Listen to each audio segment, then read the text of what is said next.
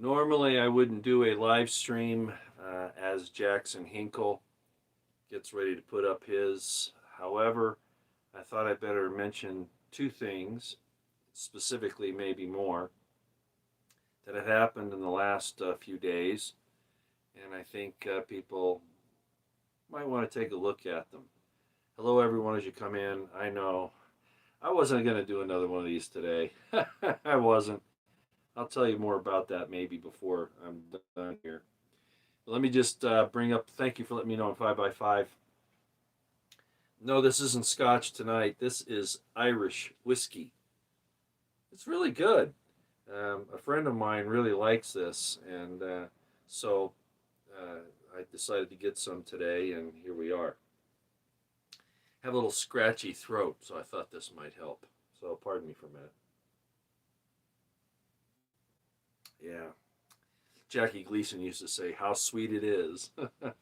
Ooh, I'm really showing my age there. Okay, what are these two things? Ladies and gentlemen, the West,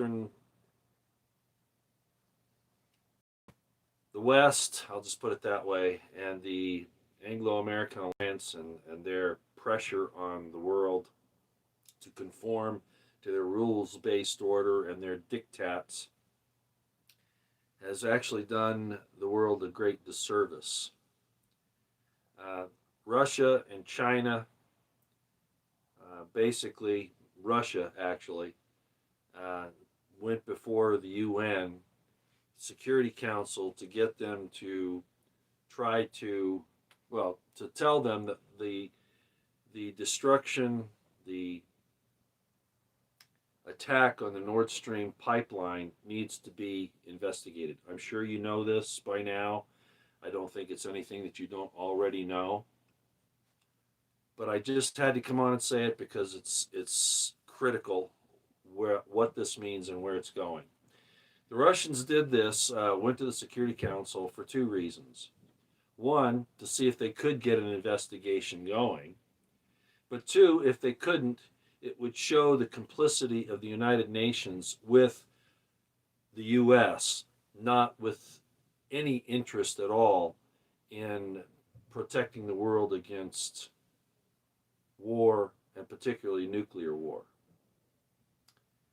As I've stated for quite some time, and I put it out in some tweets either today or yesterday, it used to be that the United States, the conservative elements, Christian elements in the United States used to say, uh, get us out, get us, the U.S., out of the United Nations. Well, it turns out that the U.S. controls the United Nations, and I think a lot of us came to understand that after some work with it, like myself overseas. I kind of saw where things really were. So Putin and Russia knew, I think, that the UN would not go along with investigating the Nord Stream attack, but they went ahead and put it in anyway for the second purpose of proving that the UN is not what it says it is.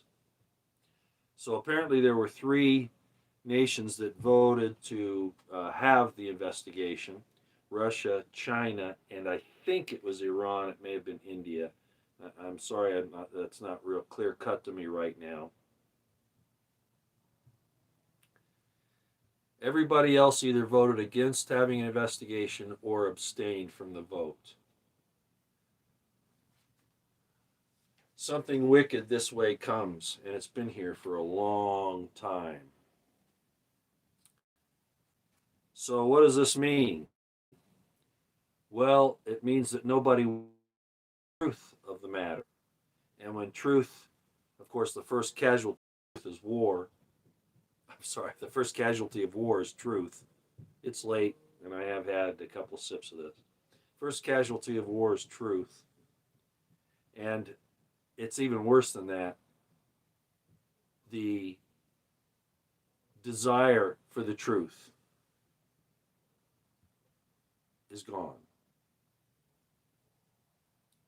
So, what this shows is that we are in serious, serious, dire circumstances across the entire spectrum of our experience here right now. That's the first thing I wanted to bring up. And I don't have my computer up here, so I am going. Mad Max is here. The earth is reserved for fire. Well, the fire it's talking about is something a little different than what most evangelicals and born agains think it is. I'm not going to get into spiritual discussion tonight. Remember, I don't like to do spiritual discussions when I'm having a little relaxation, liquid courage, I guess you could say. The next thing is that the UK has now deployed the depleted uranium artillery shells and tank ammunition to Ukraine. I'm not sure that it's arrived yet, but it's committed. The U.S. says it's not going to do that, but the U.S. lies as a matter of course and changes its mind, kind of like a psychopathic or neurotic woman. So I'm sure the ladies will like that. And I don't care. I don't care.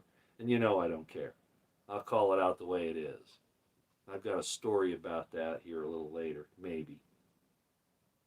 But at any rate, so there's an argument over whether depleted uranium causes serious problems in the environment, birth defects, things like that. I'm not a physicist. I'm not a chemist.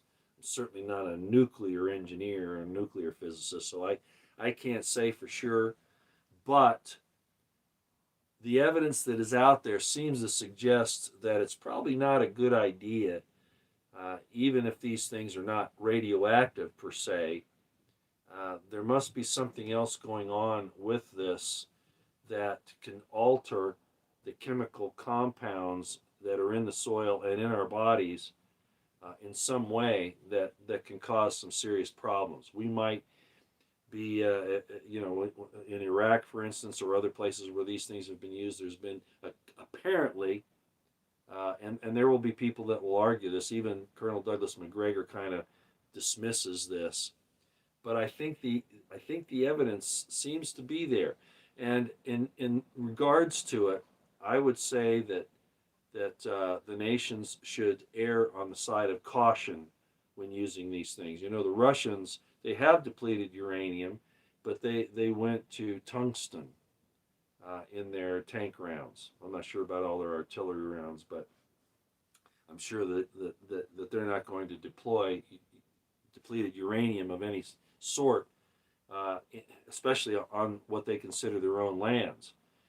So again, I think that the situation would call for erring on the side of caution here, but it would seem to me that what they're trying to do is really poison the Ukrainian people, and I'm talking about the UK and the United States, trying to poison the Ukrainian people, especially those in the eastern Ukrainian area that's now Russian territory, the Donbass, etc., Crimea, etc.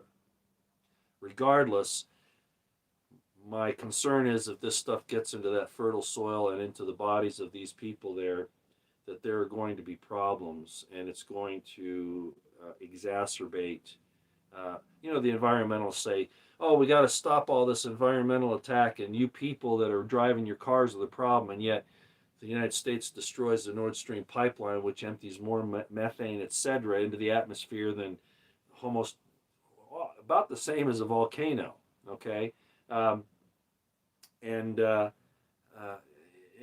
then, of course, what it does to the sea life and other things, not to mention the waste. And then they're talking about using this depleted uranium. It seems like whenever the governments violate their own principles, that's to be accepted, or their own claims, that's to be accepted. But we can't complain about it. That we're too stupid to understand. Yeah, right. Well, that's not how it's supposed to work, but that's how the elites have managed to put things together. So those are the two things I thought I'd bring up. The point with the depleted uranium is, as Putin says, that he will respond violently with weapons of destruction that we cannot even comprehend. And I don't think he's talking about nuclear weaponry. Now, it's true the United States has satellite-based weapon systems, It's true that we have a thing called the rod of God. We probably have plasma weapons and some other things. But I think the Russians are ahead of us on most of that. As I said before, the Russians will kick NATO's ass, and that includes the United States. I don't want to see this. I don't want to see it. But as I said, as these people in the U.S. and in the Anglo-American alliances in the West here get more desperate, they're willing to sacrifice you. It's kind of like in the movie. I think it's in that movie. Yeah, it's in. Oh crud! I forget the name of it right now. It's about the.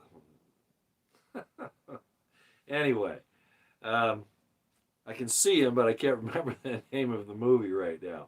There were a series of them about the, the ogre and the princess and all of that. I want to say Fletch, and I know that's not right. But anyway, I think you all know what I'm talking about. If not, that's okay.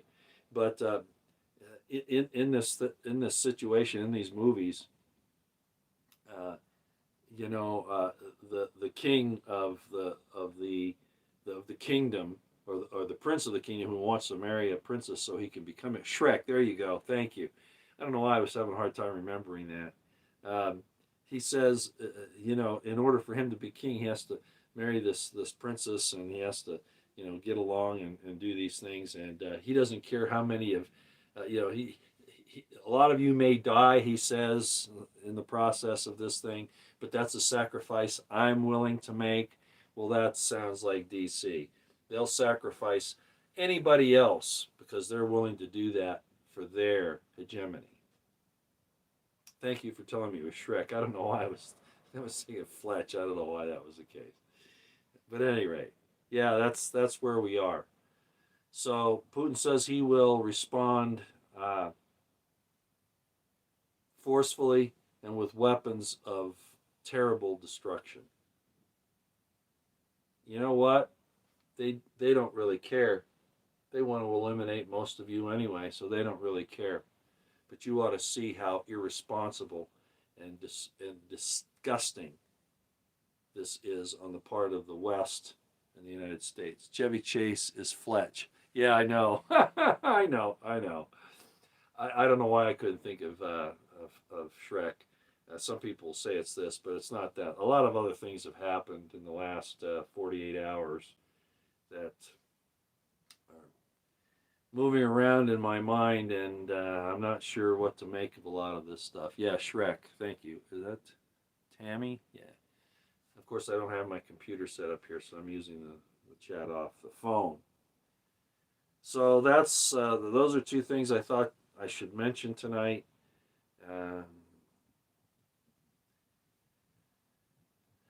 The dollar is in trouble. If you're watching this at all, it could very well end up that. And again, I'm not a financial guy, but it could very well end up that within just a few short months, the bank bail-ins that we've seen and the shutdowns of the banks where they won't let you get your money out, that could become extant. So do what you can to kind of protect yourselves as best you can. And then, of course, with all of the other things that they're trying to do to attack families and kids and read between the lines, I kind of addressed some of that today. This militancy, this willingness to do violence, to say that you should allow them to have their way with your children and with themselves, basically, the mentally ill people. That's what this is. To say that, and on the threat of violence, if you don't submit, they've already shown. And if this thing coming up on this weekend, and some of the things that I'm seeing are true, if they're not being, well, and I'm sure they're being staged to some extent, but I think there are serious people in here that are doing this as well. If you don't submit to their debauchery and their disgusting behavior, they will kill you. I think that's reality. We read the scriptures. People who like to read the scriptures and talk about spiritual things, they're always talking in the ethereal. I kind of talked about that during my Gnostic presentation a few videos back, and then I did it again today and other times. And everybody here, not everybody, there are people that want to spiritualize everything and that all this happens in some spiritual sense. That includes demons. They think that demons are these invisible beings. I'm not saying there aren't some, but I think that what you're witnessing is real demons in the flesh. They're just showing who they are. That's really what a demon is. They're just showing who they are, and they're opposed to your life and the life of your friends, children, etc. And they're proving it. Look what Merrick Garland's doing. Look what FBI Director Christopher Wray's doing. Look what the Department of Defense is doing.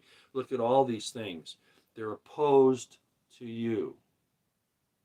They're demons. We don't have to look for some spiritualized thing coming through CERN. We can see it in what they're doing. By their fruits you shall know them. And they're proving it every day. Well, you can say these kinds of things. I'm not going to disagree with you, Annie. I think that's who that is. You say the earth is the Lord's forever.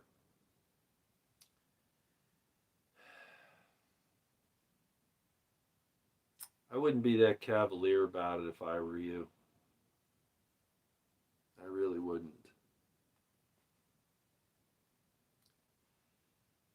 I guess I'll end on this other thing here. I didn't really want to say too much tonight. Cheers, everybody. I didn't sleep well last night for some reasons I can't go into, but tonight the temperatures drop, but we have a windstorm coming in. I have the window wide open. It's still warm in here. You might say, well, why do you have your flannel shirt on? Well, I didn't want you to see my bare chest. That's really the only reason. I do have a t-shirt underneath it, but I thought I should be a little dressed up, right? Okay. So I want to say one other thing, and I'm not even sure I should, but I'm going to go ahead and do it. As you all know, I often wonder why I continue to do this. Exposing yourself to the criticism of the ne'er-do-wells, and I do this, and I even get attacked on the street sometime. Not physically, although it's come close to that a couple times, but certainly spiritually and verbally. Yeah, it happens. It definitely does. But I've felt a responsibility to do this. And when I decided to do the call-in show, and I got the burner phone for that, I thought that would be a good thing to do. And I think for the most part, the few times we've done it, it's been good. I think I can overdo it, and I'm not going to do it as often as I have in the last few weeks. Of course, I've been trying it out and figuring out, how the best way to proceed with that is. But I think it's kind of one of those things where if you do it too much, it kind of, loses its novelty, its usefulness. So we probably won't do it that much. But I just want to point something out because I had some complaints. I give you my phone number, the call-in number, the 385 number. I give you that so you have my number, right? When you call in, I see your number. It's not hidden from me unless you block the number. And frankly, if the number is blocked, I probably will not answer the phone because it's for the live stream call-ins, because it could be a solicitor or some other nefarious person, right? So I'm not going to answer that if I can possibly help it. My point is, you already know my number because you're calling it in. And I know your number because I can see it on the screen. I don't give it out, right? I might talk about the area code. I might say, oh, you're calling from such and such an area code.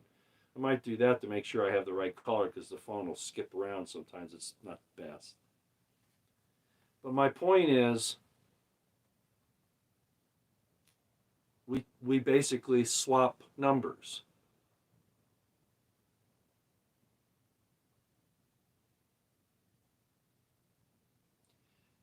If for any reason I'm going to call you back because you might leave a voicemail, or maybe I feel like the person that called in probably needs to have some additional information, and I have several calls from a certain area code, all right, I might not know which one belongs to you.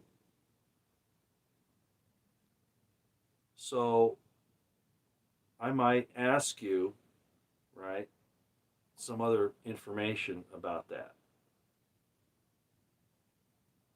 Since you've already called me first and I have your phone number,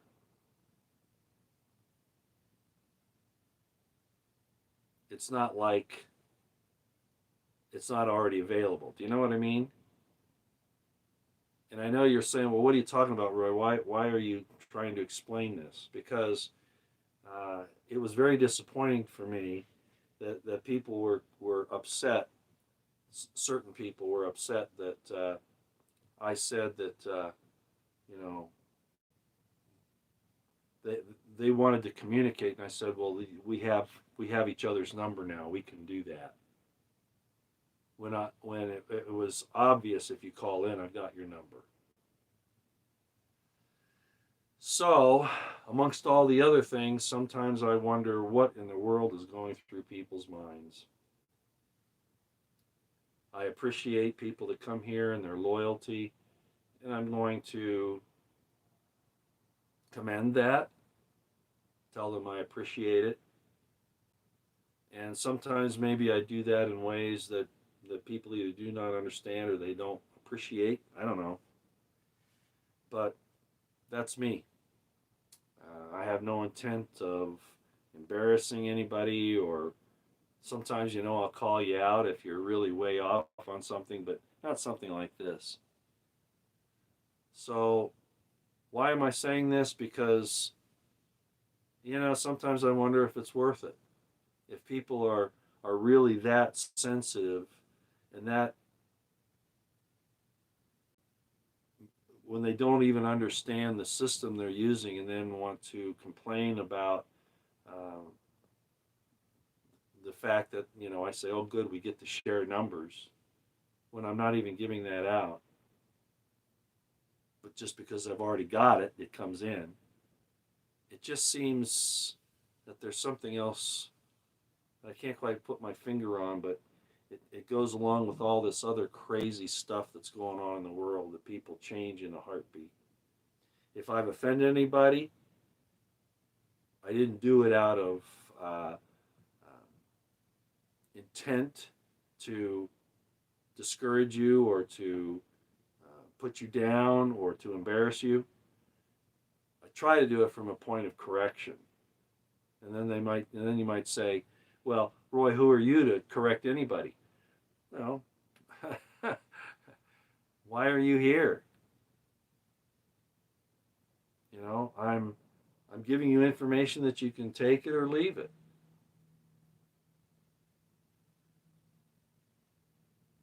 It doesn't really affect me one way or the other.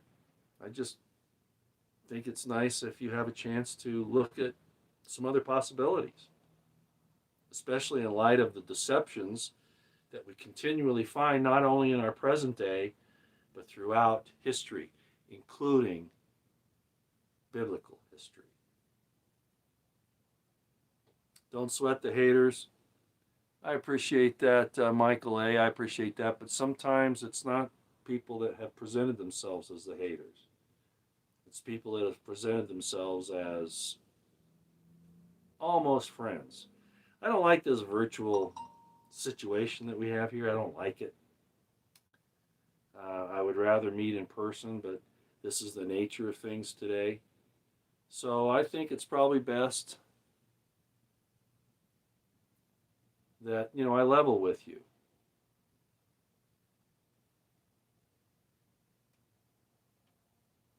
I'm not going to invade your privacy, but if I compliment you in some way, that's not to interfere in your private life. It's to show you that I appreciate what it is that you do. Time is short. Yeah, you got to go listen to Jackson Hinkle. He's got a good show on tonight. So I'm done. Again, I was concerned to make sure that you understand that Putin was testing the UN. He now knows that it's a tool of the U.S. I think he knew that before, but now he's proven it. Much of the world, even I don't know everybody that's on the Security Council, but apparently, you know, they're all puppets of the U.S. So he's proven that now that it's a useless organization. It's nothing but a flunky, and they want to cover up what really happened with Nord Stream, even though it's readily apparent to even the lowest of the low who look at it with any degree of interest. And then secondly, the insistence by the UK and the US saying they're not going to send depleted uranium, but won't believe that, to Ukraine. He says that he will respond with powerful weapons. Buckle up. What is the end game with all this? Well, for the Chris, I can't quite see it. Sorry, I don't have my glasses ready. You've got to understand that the people that run the world want to kill you. They want to eliminate you. They want to turn you into automaton robots that they can surveil, read your mind, and kill you, or steal your money, steal your possessions, and kill you at their whim. And if you don't understand that, you really are in the dark. That's the end game. There are a few societies, a few groups of people that are finally recognizing this. Some are just standing against it because they see something in it for them in the long run. I'm very suspicious of China, for instance, primarily the leadership there. I don't have Brian Berletix, who's of the New Atlas, who's very good on the strategic and tactical explanations of what's going on with Ukraine and other places in the world. I don't have his fuzzy good feelings for China. I don't. Russia, yeah, I think Russia is basic. I think it's shown itself to be a despite, everybody has thugs and oligarchs and criminals and things like that, but it's shown itself to be a much more wholesome nation than practically any other nation on the earth that I can think of at this point. Whiskers itch. So the end game, and there are those that are trying to at least slow it down so that their own people won't be a victim of it. I think that's why Putin's acting the way he is. At one point, I was concerned he might be a part of the WEF, but I think that's kind of like a limited hangout kind of guy. He's pretending to be one thing, but he's really something else. I think he's genuine at this point. And he said, if they want to go to nuclear war, we'll defend ourselves, and when we get to God, we'll explain why we did it. Horrible, but true. Keep your eyes on the horizon, your ears to the ground. Keep your situational awareness on high. There might be people, as we saw with BLM and Antifa, attacking people during all that stuff back a few years ago. You could see the same thing now. And people who have said this about Antifa infiltrating the trans movement, I think that's not just possible. I think it's 90% likely. They're out for blood. So keep your situational awareness on high. Don't go looking for trouble, but be able to defend yourself. Demons in the flesh exist. More and more, people say, no, the spiritual demons are the problem. The spiritual, devils. Actually, they don't have a whole lot of power until they take over somebody who's in the material, into the physical. And that's when they become dangerous. Just keep that in mind. Again, eyes on the horizon, ears to the ground, situational awareness on high. Prep, pray, stay out of the way, defend yourselves, but don't go looking for trouble. I'm out. Go listen to Jackson Hinkle. By the way, I was talking about him about his hair, and I was having problems because I'm growing my hair out for some things that I'm doing, and it kind of sticks around, so I find myself pushing it down. That's really why I was talking about Jackson Hinkle today, and I kind of got off the topic, but he's constantly fixing his hair. I'll try not to be that vain. Okay. All right. Out here for now. Take care.